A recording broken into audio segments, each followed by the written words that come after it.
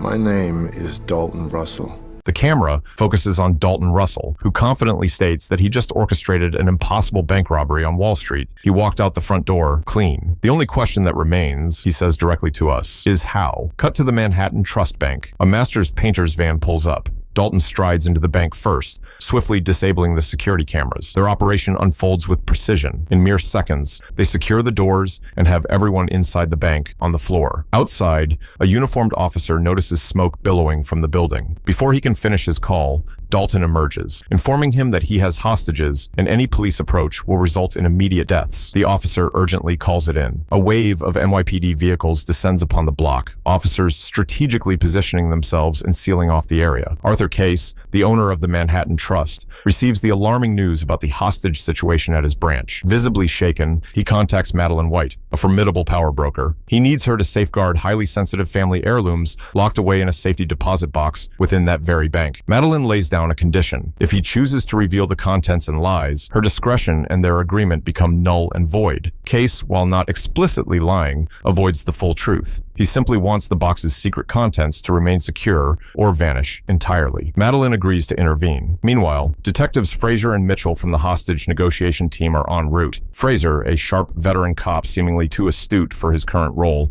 is dealing with a minor internal affairs matter he vehemently denies involvement in. They arrive at the chaotic scene and enter a police van to confer with Captain Darius, the officer in charge. Darius admits they don't yet know the number of suspects or hostages inside. Inside the bank, the robbers herd the hostages into the safe room, separating them into bank employees and other individuals. Dalton instructs everyone to place their keys and phones in the air for collection. One bank employee claims he left his phone at home. Suspicious, Dalton finds a phone with the man's number on speed dial in his office, exposing his lie. Dalton brutally beats the man in front of the others, a brutal display of authority. Emerging bloodied, another man quickly offers his keys, and a young boy hesitantly shows his video game console, which the robber tells him to keep. Dalton then reorders the hostages, lining them up by gender. He instructs everyone to strip to their underwear. An older woman refuses and is taken to another room by the female robber. The remaining hostages are given painter suits and masks to put on. Later, an elderly bank employee complains of a heart condition. Dalton and an associate release him. Outside, police immediately force him to his knees. He relays a message: stay away from the bank or 2 dead bodies will be thrown out. The robbers are seen moving through the bank, past the vault and safety deposit boxes, finally stopping in a back room filled with office supplies. Some time passes and they begin preparing the room,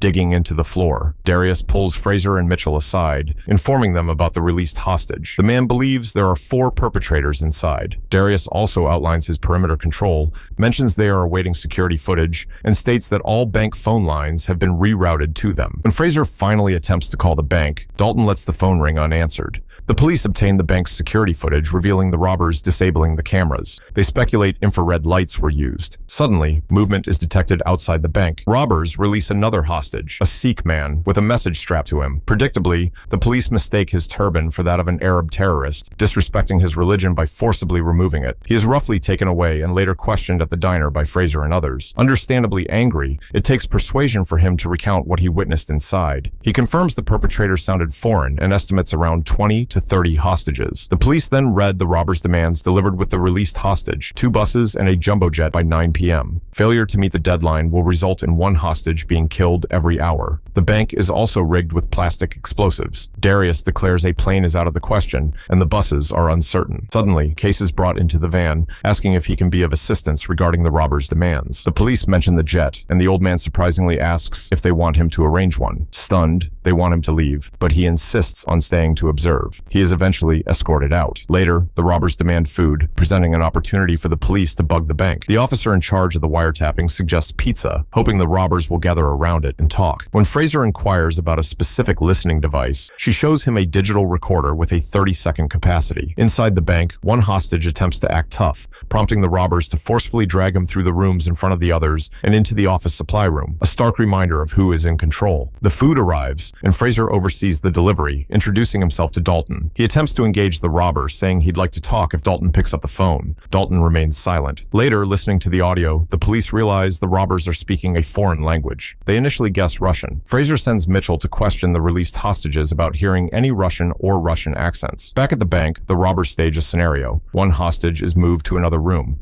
Then, one of the robbers pretends to be a hostage and returns to the first room. When the other robber escorts her to the third room, he brings another female hostage back to the first. Later, the actual female robber is seen continuing to dig the hole in the supply room. A cop with Russian heritage listens to the tape, confirming it's Russian, but noting it sounds closer to Bulgarian, labeling it Central European, sort of. Fraser has an idea. Play the recording over the loudspeaker and see if anyone in the crowd outside recognizes the language. A construction worker comes forward, identifying it as Albanian, his ex-wife's native tongue. The police attempt to contact the Albanian consulate, but get nowhere. Fraser instructs the construction worker to call his ex-wife. When the woman arrives, she sees the request as a chance to resolve her parking tickets. Fraser tells her to listen to the recording and identify the speaker. She laughs, stating she not only knows what they're saying, but also who is speaking. The eager cop anticipates a breakthrough, but the woman reiterates her demand about the parking tickets. Upon receiving the desired assurance, she reveals the voice belongs to the former communist president of Albania, Enver Hoxha. The realization that they have been listening to a random tape, deliberately planted by the robbers who anticipated being bugged,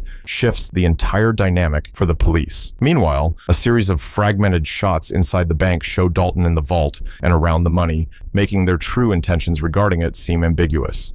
Shortly after, he and an associate are seen opening a safety deposit box. Inside are documents that appear to be their initial target, along with diamonds and small baggies in a jewelry box. Dalton takes the document, and his associate closes the box. Around the same time, the mayor arrives at the bank with Madeline to speak with Detective Fraser. Introductions are made, and she quickly offers a limited explanation for her presence. Fraser is hesitant to accept her supposed assistance, so Madeline and the mayor resort to subtle blackmail to persuade him. Sometime later, Dalton finally answers the phone and speaks with Fraser. The conversation is largely unproductive, with Dalton reiterating their demands and threatening to kill hostages if the deadline isn't met. A subsequent conversation yields the same result, with Fraser believing he is the one pressuring the robber for more time, unaware that Dalton is deliberately stalling him with these games. Fraser offers Dalton more food and he requests sandwiches. In the interim, the robbers complete digging the hole in the supply room, a crucial element of their plan. After his call with Dalton, Fraser allows Madeline to speak with him. She says something that convinces Dalton they should meet face to face. Fraser escorts her into the bank, concerned about her potential actions, but Madeline assures him she has built her career on making friends, not enemies. Inside the bank, she speaks with Dalton. Madeline offers him a short prison sentence and $2 million upon release in exchange for the contents of the safety deposit box. Dalton reveals he knows who Madeline works for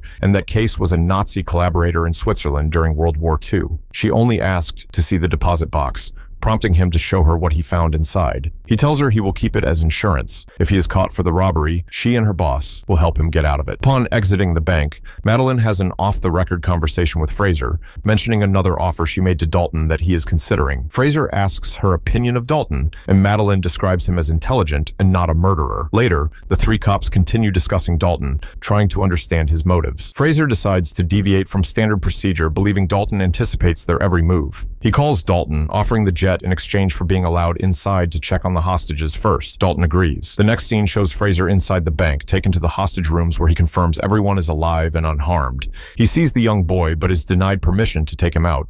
Before leaving, he promises the hostages he will get them all out. Fraser confronts Dalton, mentioning the tactical team waiting outside, but the robber outsmarts him again. As they reach the door, Fraser tackles Dalton, attempting to remove his mask, but is stopped by another robber. Enraged, Dalton demands the buses again. Afterward, Dalton goes to the supply room and asks his associate how much longer it will take to finish. The associate estimates 2 to 3 hours. Fraser returns to the van and tells Darius that Dalton is not a killer, and they should wait to see his next move. He calls Dalton again, instructing him to point their cameras at a specific window. As they do, they see Dalton holding a gun to a hostage and seemingly shooting him on camera. The consequence is Fraser's removal from the case, with Darius taking command. Darius immediately plans to send in the tactical team. However, entering the bank presents a tactical nightmare with potentially disastrous outcomes. The proposed solution is to use rubber bullets to avoid fatalities. Mitchell expresses concern that Fraser will become the scapegoat if anything goes wrong. Suddenly, before Darius storms the bank, Fraser discovers the robbers have been listening to them the entire time via a transmitter hidden in a drawer. Hearing this, Dalton throws smoke grenades and they evacuate the hostages from the bank before the police can enter. As everyone emerges, the tactical team forces them to the ground and arrests them all. The team then enters the bank to clear it of robbers or any bodies. They search all the rooms, the vault, and the supply room, finding nothing. Fraser, Mitchell, and Darius arrive. The head of the tactical team reports that they found no body and nothing was taken from the bank. Furthermore, they realize the robbers' weapons were toys and the staged killing was a hoax. Meanwhile, the hostages and all the individuals in painter suits are taken to a police station for questioning. With no clear way to distinguish hostages from robbers, Fraser's captain later informs him that the case no longer exists. Fraser, though not surprised, refuses to let it go.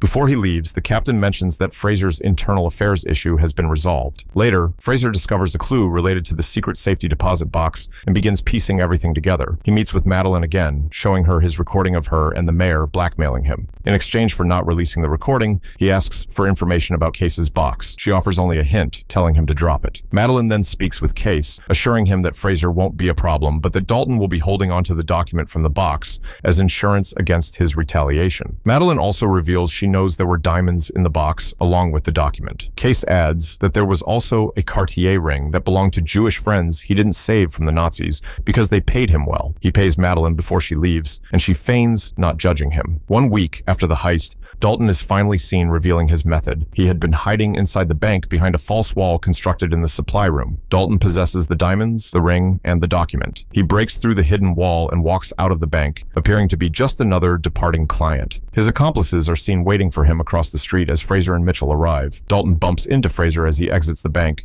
but Fraser doesn't recognize him without the mask. Fraser enters the bank with a court order to open Case's safety deposit box. Inside, he finds chewing gum, the Cartier ring, and a note. Follow the ring. The detectives go to speak with Case, and Fraser questions him about the box, having deduced its connection to something sinister. Case attempts to evade his questions, but Fraser shows him the ring, stating that further investigation will undoubtedly reveal the nature of those bad things. As the cops leave, they exchange knowing smiles, confident they have Case trapped. Later, Fraser interrupts Madeline's lunch with the mayor, showing them the ring and providing the phone number for the War Crimes Issues Office in Washington, D.C. She readily agrees to make the call. He then gives her the pen containing their incriminating recording, successfully taking down a Nazi collaborator, outmaneuvering a powerful broker, and exposing an aloof mayor. With his name cleared, the only thing left for Fraser to do is go home to his wife. In the final scene, Fraser is at home, embracing his wife. He reaches into his pocket and discovers a single, large diamond, a final, silent message left by Dalton during their brief encounter outside the bank.